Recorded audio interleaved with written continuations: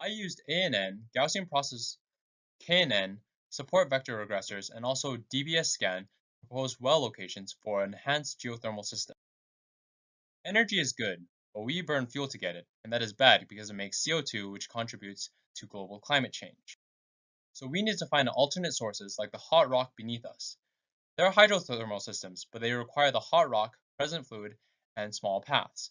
Many times there's only the hot rock, so we introduce the fluid and create the small paths.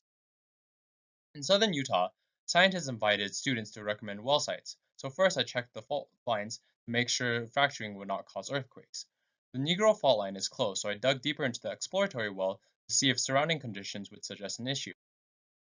I used the drilling core photos, threshold filtering, DBS scan, and linear regression to get directions of the fracture. I then analyzed the core photo data and found the cracks point in the 30-degree direction, and the FMI stress data suggests stresses between 20 to 40 degrees. This is almost parallel to the Opal fault, and it indicates the fractures will likely not hit the Negro fault. This also informs the direction the two wells should be aligned.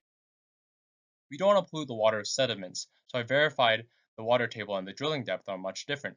Since we are drilling down 2,300 feet and the water table deepest point is 300 feet, there is a large difference indicating this site will have little water issues. Also as a note, geothermal fracturing uses hydroshearing, which uses water to do the fracturing so water chemicals won't pollute the water. We don't want to lose water to the ground, so the porosity must be low. We also want to test the fracturing capabilities, so we don't want much permeability. Higher gravity anomalies, which suggest denser rocks and therefore less porous and permeable rocks. You can see the most eastern section has the highest anomalies. We also want to avoid hydrothermal systems because we want to test EGS. Lower CO2 and helium ratios mean less chance for a hydrothermal system. Again, the eastern section is most optimal. Power generation has been shown to be proportional to heat flow, and therefore this is one parameter we would like to optimize. As can be seen, the most optimal site is not contained within the forge site, and that's because it's in the hydrothermal system. However, again, the eastern section is the most optimal. Using pandas, the best points were found by finding a production well with the highest heat flow, then finding a corresponding injection well that was spaced 650 feet apart with a 30-degree deviation from the north.